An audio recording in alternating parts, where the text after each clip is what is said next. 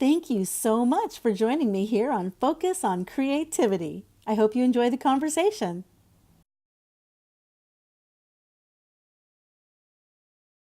Hi, I'm Charr Crail, and I'm here with Focus on Creativity. I'm a photographer, an artist, a muse, and all that groovy stuff, and I love talking about creativity. And today, we're talking with Tonya Hofmann.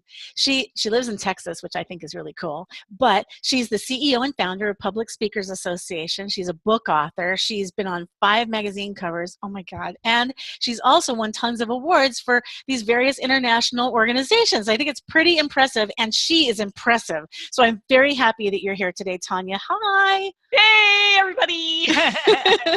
Thank you. So because it's called Focus on Creativity, what I'd like to know is, where do you find your creativity? Or actually, how would you define creativity?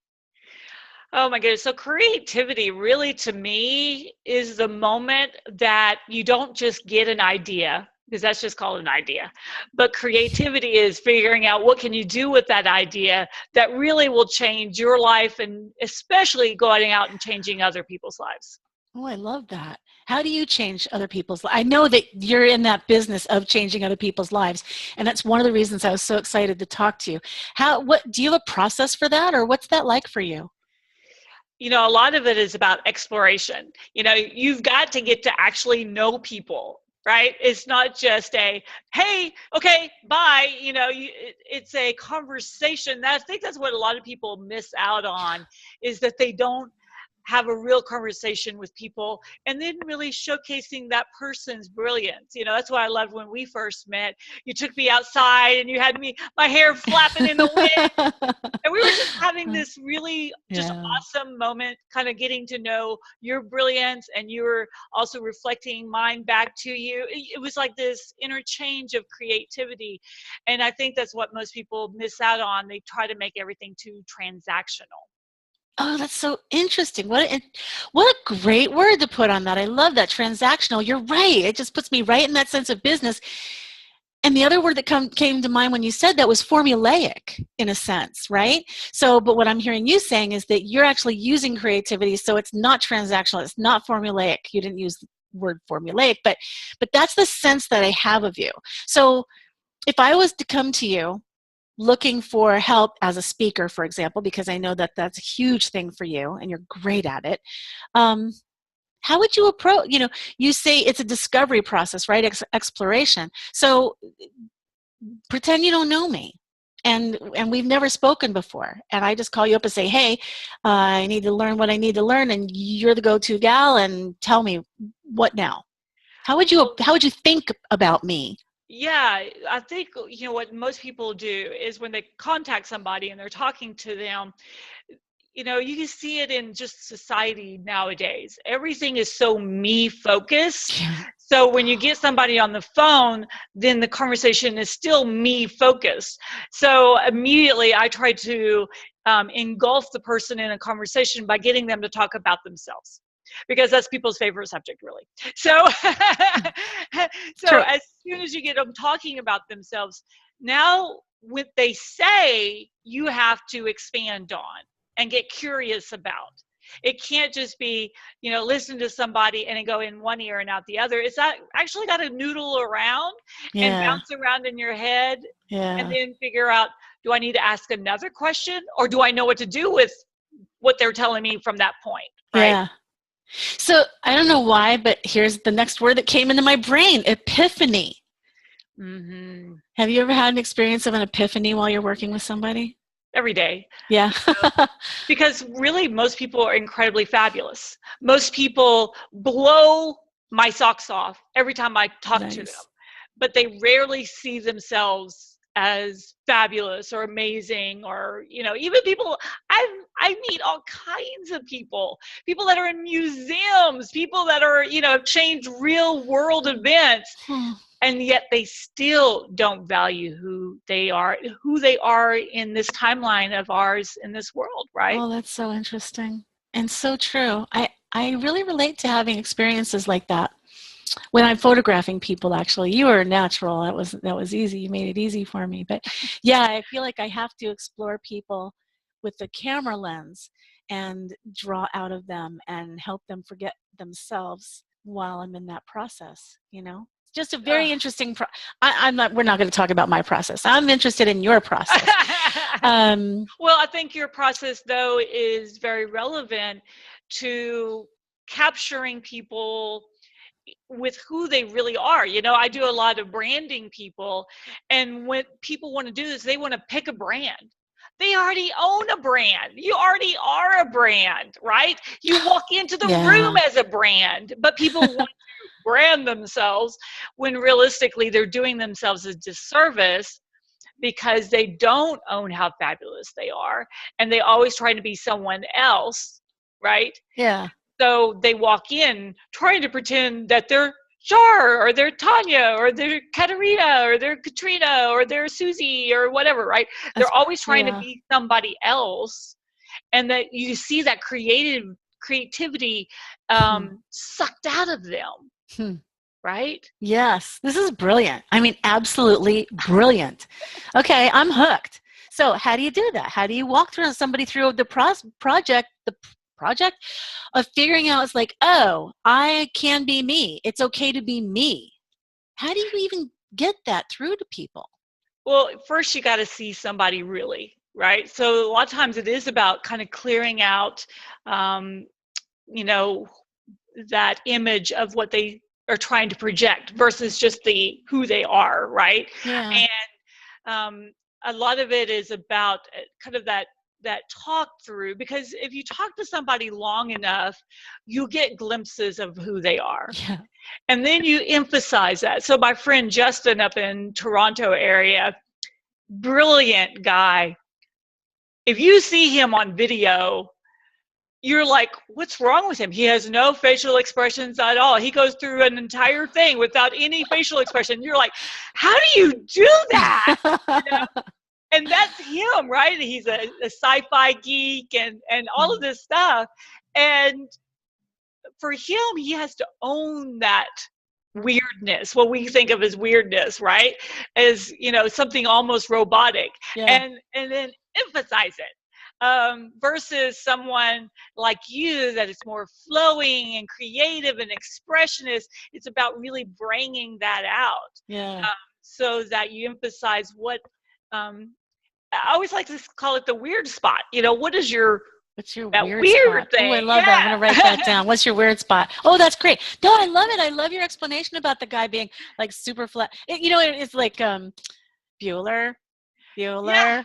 It's like, you're just saying, like, if you're weird, then be weird. Just emphasize the weirdness. That's what I just heard you say, which I think is great, because that's just who they are anyway. Not that we're saying being weird is bad. It's not bad, but it is true, right? It's true. Well, we all are weird. That's why we're unique, right? And when we emphasize what makes us different, we actually are branding a very significant part of us, because that's the part people will remember. Yeah. There's a lady that I know, every time I see her, I don't recognize her. And I have known her for 10 years. And it's not like I don't see her quite often, okay? But I'll run into her in an expo or a networking group or something, and I just start off the conversation as if I don't know her, because I can never remember her, because she's just very pretty. She has a very even tone. She has nothing that stands out, right? Don't you want to get your hands on her? Do I ever? She sells jewelry, and there's just like nothing that makes you go, I may remember this woman because she's so unique. You know, and that's what most people try to do, is they try to fit into this mold that unfortunately makes them very moldless, right? Yeah. All right. And so branding, look, we're taking for granted that everybody who's watching this, assuming people are watching this, that they know what branding is. What's branding? How do you see branding? How would you explain that? Branding is simply when someone thinks of you, what do they think of? That is really what branding is, even if it's a product, right? If you're going to go to a restaurant, what is that visualization of the food, the smells, the taste, the environment? What does that look like to you? And that is really branding. In your head, here, It's not a logo. And this is what people, I can't do it yet. I don't have a logo. I'm like, Oh my Seriously? God, just give them your phone number on a torn piece of paper. If they like you, they'll call you, right? I mean, it drives me nuts. So, it's people buy you, especially the more singular you are. If you're an entrepreneur, if you're a micropreneur, right, you're doing everything yourself, you are the brand, then you really have to emphasize you. And of course, people don't want to Wow. do that because it's incredibly uncomfortable to focus on themselves. They're used to being part of a lump of people. Hmm. You go through school, you're part of a class. You get out of school, you go to another class. You go to work in corporate, you're part of a corporation. Everything is lumped. So as soon as you stand out on your own and you're voicing your opinions and you're showing people who you are, it's very uncomfortable because usually we've never done that before in our life. Right. And yes, you're talking about people who have chosen most of the time to leave. It's not like they're just born into solopreneurship, right? They're probably people who've been in a corporate world and they're choosing to stand on their own now, right? So they're trying to figure out how to present themselves. And they think that, well, I like his style, so therefore I have to be that style. Is that kind of what you're talking about? Oh yeah, I remember going, this was probably 3, 4 years ago, and right when I was starting up the Public Seekers Association, I was speaking at an event, and it was a 2, 3 day event, something like that. So I spoke on the first day, and then the next day I showed up, and I had like this little vesty thing on, and then someone had asked me where I got it. The next day there were 5 women with the almost same type of vesty thing on, and they're like, "Look, Tanya, I went and got one," and I'm like, "Wow, are you kidding me?" You know, and I was like, "Wow, I just have hit at a different level, right?"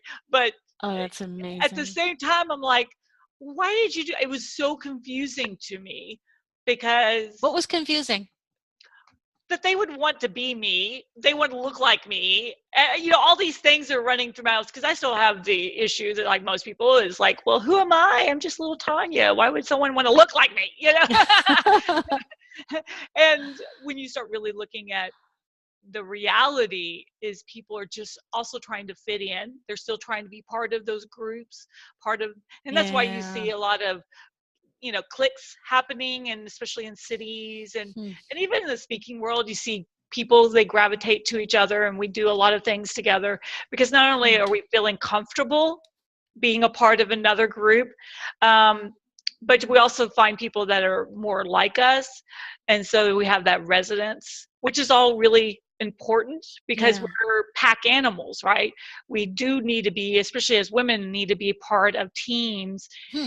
um, so it's important to find your tribe, part of your community, Yeah. but remember that you still got to not lose yourself within that community and start sounding and looking like all the rest of them. So the trick, from what I just heard you say, the trick is not losing yourself, or even focus on creativity. How about focus on self, or focus on the interesting and unique facets of self that can be amplified no matter what they are, right? If you've Right. got a big personality, maybe you need to even amplify it more. That's what I'm hearing, is that just check in. So branding for you is looking at self, determining what your qualities are, and then owning them and amplifying them Yeah, without being fake. So what happened to without me, being fake. yeah, Yeah. it's a perfect example. I always like showing people my introvertness because people don't believe I used to be an introvert. So I always love showing the picture of me. So this is 2005 at the Leander Chamber of Commerce, My our gosh, holiday gala. Yes, this was me dressed up for a gala, ladies. That's how much of an introvert. I was like, "Don't look at me." that's not your personality. I mean, you look nice in that picture, that's for sure, but I don't like, that's not your personality to me. Exactly. Yeah. But yet that was my reality back then, right? I had to Wow. really work on it. So I Okay. went from extreme introvert to, well, how can I look and be like other people? Because I've done this all myself, You it's all created personal yourself. development. Exactly. Tell me more So about that. there's a quote out there, and nobody knows who started it, but life is not about finding yourself. Life is about creating yourself. Yeah. So when I saw that, I had been trying to find who is Tanya forever. And suddenly I'm like, I get to create who I want to be. How brilliant is this? Yeah. But then who do you create? So I started looking at people and I'm like, oh, I like the way she acts. I like the way he acts. I like what they're doing. Oh, they got reaction to that. And you try it out. So then I started fitting my personality, right? And I started emphasizing it, but then I became a little too cartoonish.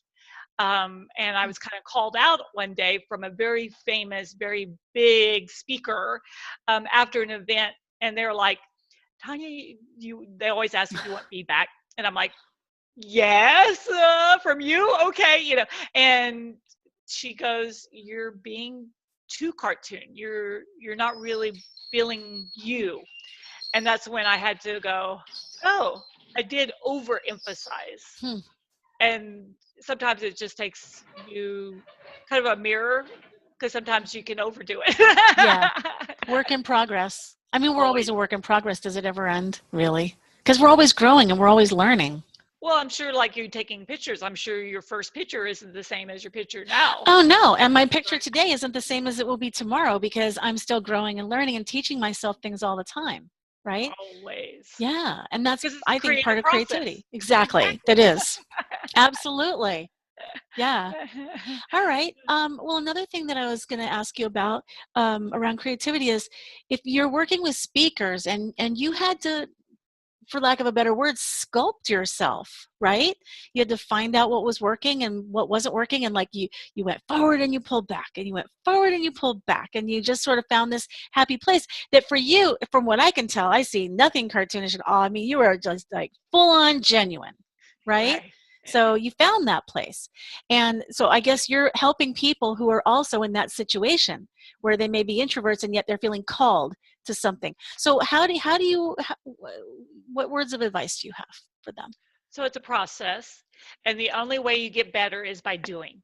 You could read all the books you want, you could do all, and that's all great. It's good information, but until you implement, until you actually put yourself out there, until you actually do something, you won't know and you won't grow. So you have to kind of make yourself do some things that, I mean, literally every day, force yourself to do something that you're like, I don't think I can do this. And I've got like a little sticker on a little post-it note that says, wow yourself today. Oh, I like that. That's good. Because most people, they try to wow everyone else. And actually, it's a lot easier to wow someone else than to wow yourself. Because what you do, you're so right. Right? You know what actually scares you. And you know that, one of my big fears back then was walking up to a man in a tie. And people are like, what? And I'm like, I know, it's crazy. But until I did it, I still had the fear. And then once I did it, I'm like, oh, okay, that was no big deal, right? Or Skype. The first time I was on Skype, I was like, oh, I'm Skyping with a person in England. And then I got off, I'm like, oh, it was just a phone call. I mean, it was like this kind of reality of, why are you so scared about this? But you got to push yourself to do it. You got to just say yes. Whatever comes up, you just say yes. And the more you do it, especially if you're wanting to be a speaker, get on these kind of shows. That's why I do a teleconference every month with my association, is so that people get over and over again just practicing. Be on my TV show, video, right? Be on the World's Most Fabulous People series, video. So you're constantly pushing yourself to do something that will get you a little bit closer to who you are and who you want to be and where you want to be.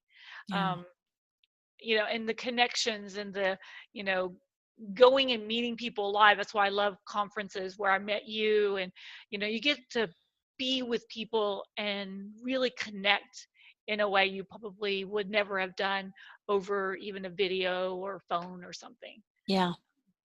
Well, it's so true. The whole idea of experience and do it anyway and all of that stuff. And all these flood of stories started coming into my mind. I remember the first time I ever stood up in front of a group talking about my work. And I remember the pounding of my heart was so intense that it was a physical pain. It wasn't a heart attack. I could just tell that, like, everything was just pulsing so intensely, and it was terrifying. And now I can stand up in front of a large group most of the, many times. And I was at an event recently where there was somebody who clearly was new to speaking, and you could see her entire body trembling. And I knew what that felt like, and I had so much compassion for her. But this is something that people will face. And the only way to get over it, from what I understand, my experience and certainly your experience, is that you got to do it so that you get past that, and then learn from your mistakes or learn from the whatever trials come up. But it has to be done through experience. It cannot be done intellectually. That's what I'm hearing. Oh, absolutely. To get over my fear of speaking in front of groups, I pushed myself to do a networking group where I had to stand in front of the group every Friday morning. Oh my gosh. And, first I was just shaking and sweating, and people are like, "Are you okay?" But I'm okay. I'm just going through my process. I'm a faint, but even the embarrassing moments, things that you're like, "Oh my gosh, I'm horrified." Yeah. There's been things that have happened. I'm like, okay, that was such a big lesson to me that people really don't care, right? They're so focused on themselves. It's always just how you make people feel. Oh, yeah. Just make people feel good. I back in 2008, I had kind of progressed pretty quickly in Austin and became one of the networking queens at that time. And I was nominated for the eWomen Network's Business Matchmaker of the Year Award out of 25,000 women. Oh my goodness. I know. And so I went to the event never expecting to win, because I saw the lineup of people and I'm like, again, discounting myself, oh, these people are so much better than me. They're so more amazing, blah, blah, blah, blah. And of course, I'm not real detailed oriented. So I sat in the back of the conference. So it was their largest event they ever had. There was 3,000 women that year. Oh, wow. And she's calling out the nominees. And then she says, the winner is Tonya. And my first thing is, was there another Tonya? I mean, this is a literal thing that comes up in my head. And then she's like, Hoffman. And I'm like, oh my gosh. And she's looking for me in the front table, right, where I was supposed to be sitting. I was way in the back. So you had an opportunity to sit at the front and you chose to sit in the back? Oh my gosh. They tried to tell you. Got it. Detail orientation. Wow. Always look at your packets, and go through it. And my friend was like, go, go, go. And I'm like, oh my gosh. And I'm running, right? She's looking for me. I'm running all the way from the back, going, don't trip, don't trip, don't trip, all the way up to the stairs, get the thing. And I could not hear, just like you were saying, boom, boom, boom, boom, boom. Everything is like, I was like, oh my gosh. And then she goes, Tonya, go and say something to the audience. I'm like, oh my God. I didn't prepare anything. Oh my gosh. So I went over to the little podium, had my award. There's the microphone. And do you know what I said in front of 3,000 women, which, by the way, is 6,000 eyeballs? I did count them really quickly. I said in front of 6,000 women with the award in my hand, I love microphones. And then I'm like, oh my gosh, did I just say that out loud? And then I was like trying to recover. I'm like, oh my gosh, I want to have a one-on-one with every single one of you, which was still ridiculous. And I just kind of backed away, and you can see, Sandra Gansey was like, what? Who did we just give the award to? Right, but it's true. You do love microphones. It's so true. And believe me, there were a lot of women in that audience going, oh, me too. It was the crazy. And then, of course, that, people were congratulating me. I went up to the room as fast as I could. And then next morning, my friend was like, you've got to come down. I'm like, I am never leaving this hotel room. And she goes, you're being ridiculous. Come down. So I'm walking around. People are like, Tonya, oh my gosh, congratulations. I'm like, oh, can you believe what I said? And they're like, I don't remember what you said. I just remembered how excited you were. Aww. And in that moment, I knew that it was more important to really make people feel what you're feeling versus whatever you say. It's very little to do with what you're actually saying to people. Yeah. So it was a huge learning experience for me. And it's a great story I could tell from now on. It's a great story. I love that story. I love personal stories like that. They are great teachers, or at least they're great illuminators, right? Like you said, experience. We've got to do the It's experience. also the creativity process, right? Sometimes creativity comes from a blink of an eye, from something that you have no idea what's Yeah. about to come out of your mouth. And those are usually the most brilliant moments, is Yeah. when you're not sitting there at your paper going, okay, what I need to come up with a title, right? Oh, I love that. Yeah. Instead of doing, and then words just naturally come out of your mouth. People always want to have the perfect words. When I titled my book, I've got A Client a Day the Coffee Shop Way. So that was my first book in 2012, and I had a horrible title. It was like Sales something something something, and I was like, I'll come up with a better title before we publish it. And I was at a little event that I had put together. It was 25 people, and there was like 25 people on a simulcast. And I was doing my thing, teaching people the sales process and, making it fun. And I was talking about the coffee shop and how people, should be selling at the coffee shop. And some guy in the front was like, that's stupid. No one can sell in a coffee shop. I'm like, are you kidding? It's like a client a day the coffee shop way. And it just came out, right? And people were like, oh, I was like, ooh. I stopped my whole production, wrote it down, and then I was like, okay, now we're ready to keep going, So just say it, get it out of you, and brilliant things will come out of your mouth, because it's your words. It's not a made up words. It's not a phrase somebody else is using. It's your own words. Yeah, no, I love this. I love this. And what it reminds me of is just like, it's trusting your instinct, being open, and not necessarily having to checklist everything that you have to say and share, because conversation is not like that. So why should speaking be like that? It's good to have a guideline, right? But it doesn't necessarily mean that it has to be crafted. Mm-hmm. How do you feel about that around speaking, crafting it versus just being open? I tell you, it's so painful that people want to create the perfect presentation with a perfect PowerPoint, and they're going to memorize the whole thing, and they're going to get it right down to their 30 minutes or their 60 minutes or whatever, and they're going to practice it over and over and over again in front of the mirror. And then they get up there, and what happens? Creativity is completely shut off.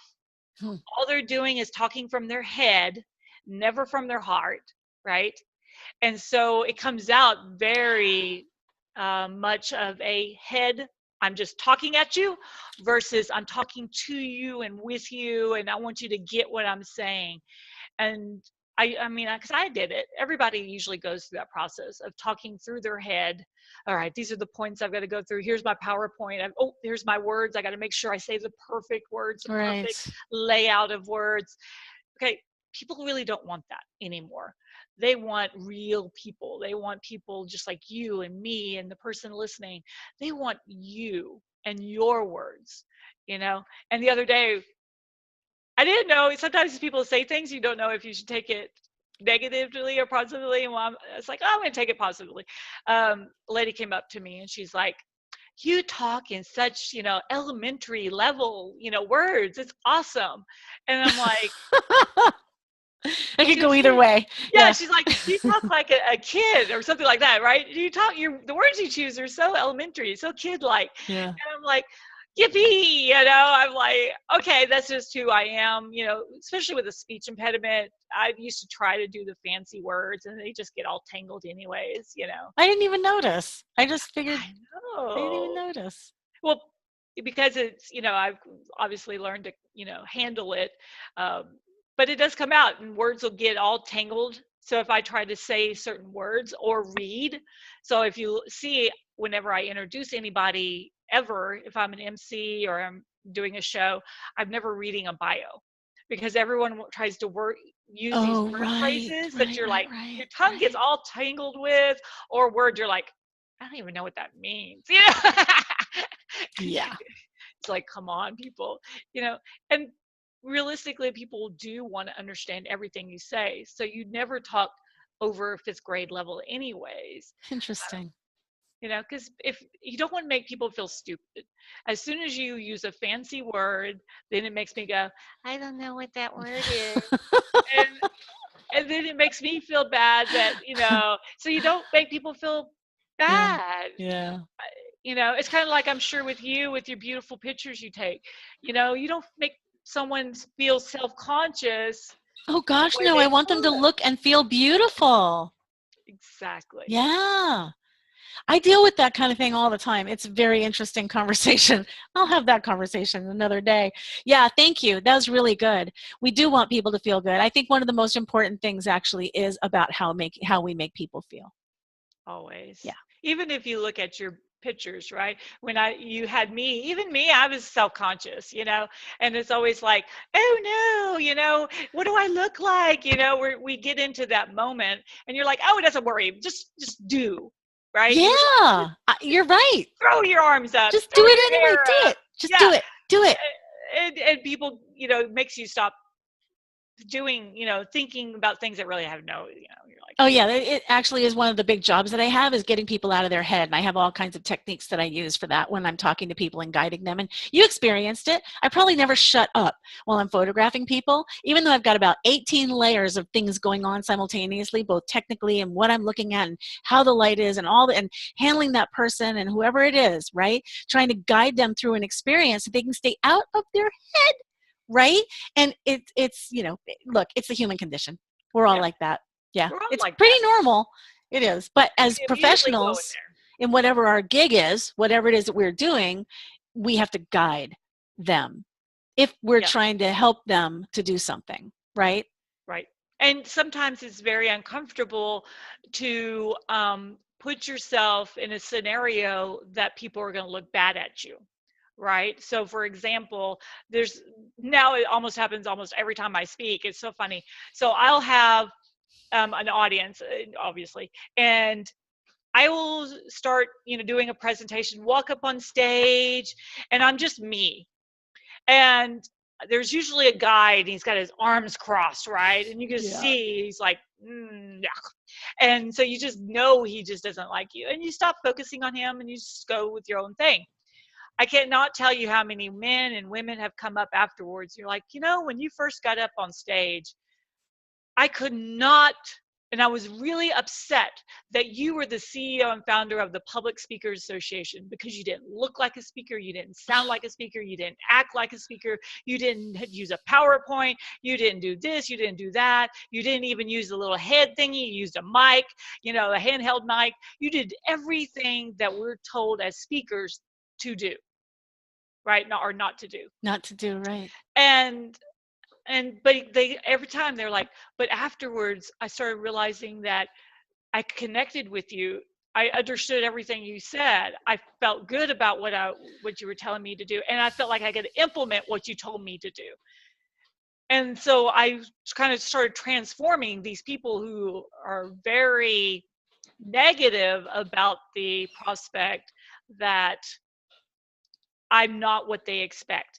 And it's so hard when, I'm sure you probably see it with photography, is that perspective of what should be done and how Yes. things should be done. I Yes. should be sitting to the side with my shoulder and leaning forward, and I you do know. tell people to do that, actually. Yeah, I do. Yeah. So, you know, you sometimes, you know, I know when you photographed me, you know, I was sitting in a chair and you're like, let's go outside, right? Yeah. Which I'm Because like, I saw it. I used my vision of you as I worked with you. I could see that there was something that we couldn't get where we were. We had to go out, right? You're doing the same thing. That's what I'm hearing. yeah.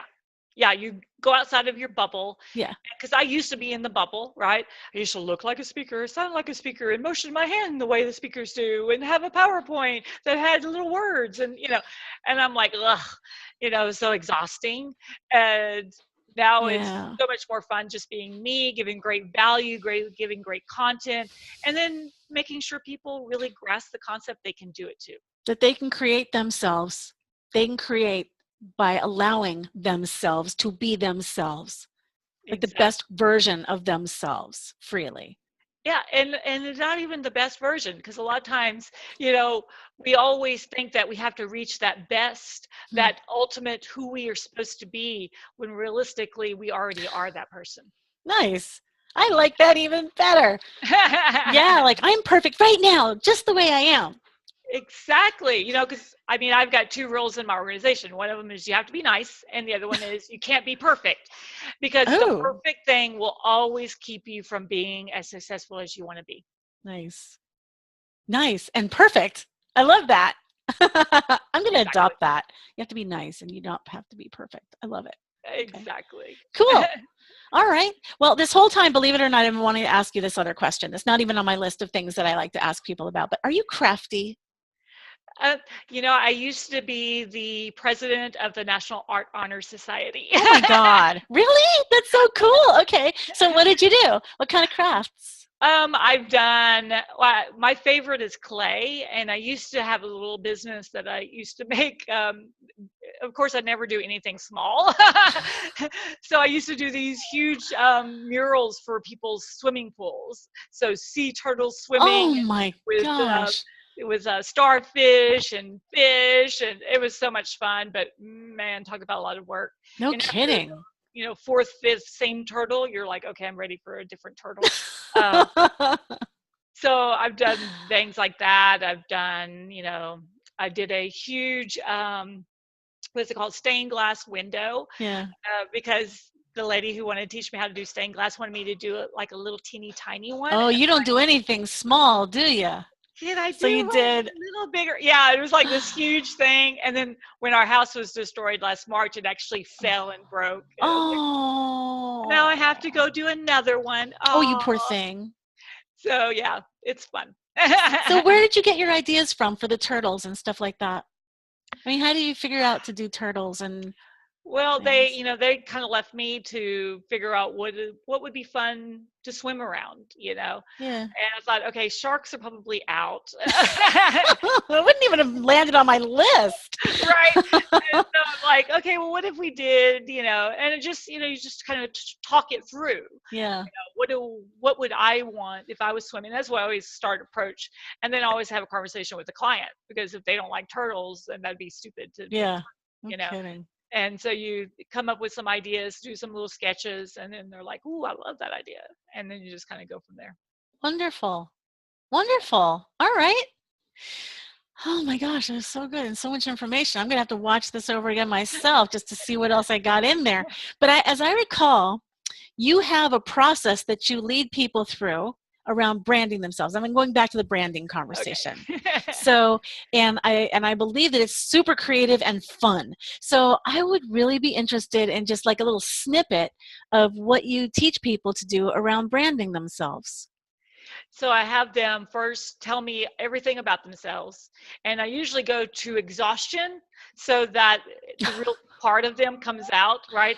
They start ending up trying to pull stuff in, and you really get down to what they love, what they're really passionate about, because then Hmm. you ask, oh, really, you love birding? And they're like, yeah, oh my gosh, and then you see it just explodes. Huh.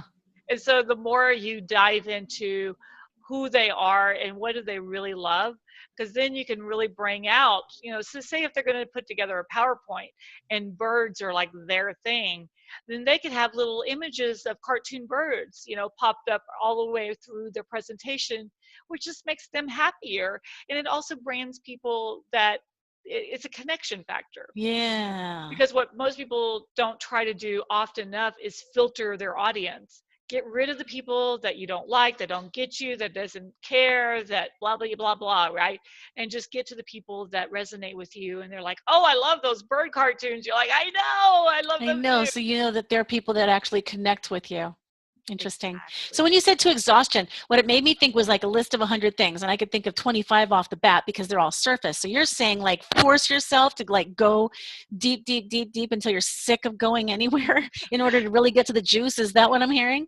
Well, sometimes you don't have to go that far, but it's to the point where you get past the elevator pitch, right? Yeah. Oh, who are you? Blah, blah, blah, blah, blah, blah, blah. And it's Yeah. usually something that someone taught them to say. So it's not even their words, Ah, right? So then you're like, oh, really? You're a realtor. What do you do as a realtor? Blah, blah, blah, blah. Oh, yeah. What part do you really like? Oh, do you? I probably you go into people's houses and you've seen everything. Now you're getting into what they love, right? okay. And what they focus on. Do they focus Oh, on the negative or do they focus on the positive? right? When they go into houses, is it always exploring, or is it always, oh my God, right? So you start finding actually what kind of personality they have by just how they approach the question. Fascinating. Okay, then what? And then you just kind of dive in anymore, and then you're just constantly kind of like, it's like peeling an artichoke, right? To get to the flower part, to get to the heart, you have to peel away those really hard, crusty layers. And then, of course, you're eating it at the same time. So you're just munching and munching and munching away. And I then do like artichokes. I know, right? And then you're dipping it into some sauce, and you're like, oh, this is so good. Getting way off track. But yeah, you're just kind of peeling them back, right? So you're finding out, do they really even have a heart? Because a lot of times I find people that they just really have one focus, and it's probably not something I can resonate with. So sometimes it's like an exploration of the branding I can't help them with, right? Or I really don't want to help them with. Interesting. Because Yeah. some people, they just don't fit me. Well, yeah, we're not for everybody. Totally. And there's lots of other people they can get training from, the right training, the training, the connection matters. Oh, yeah. And there's always people I can send them to, right?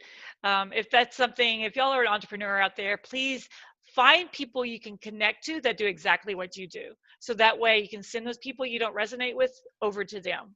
Oh, that's nice. Brilliant. The people that you don't like, you send to your competition. It's so much fun. But anyways, it's.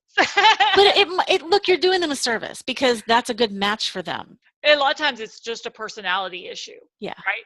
Just because they don't resonate with you doesn't mean they're not going to resonate with your competitor. Yeah. And now, especially if you do revenue sharing, and now you're actually benefiting from sitting them someplace.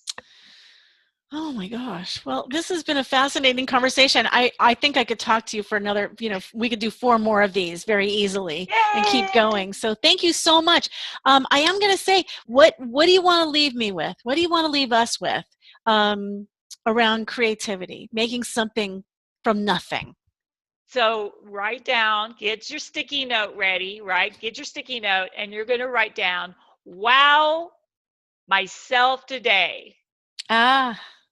And I want you to stick it on whatever you see every day. If it's your computer, your mirror, your car, your kid's forehead, wherever you need to stick that sticky note. And send them to school that way. Why not? Exactly. All right, I've done it. I've written it down. There it is on pink pen on orange paper. You can't see it that well, but that's what was available. I love it. All right. And now, if people want to reach out and get a hold of you, how do they find you? So probably the easiest way is go to Public Speakers with an S Association, all spelled out, .com. There's a contact us form there. There's lots of games and assessments and fun things you can find and do as you're there. Nice. And I'll put a slide on here so people can find you that way too. Anyway, yay! Tonya, thank you so much. You are brilliant. You are beautiful. And I'm so grateful for everything you shared. It's been a lot of fun. Yay! Thank you.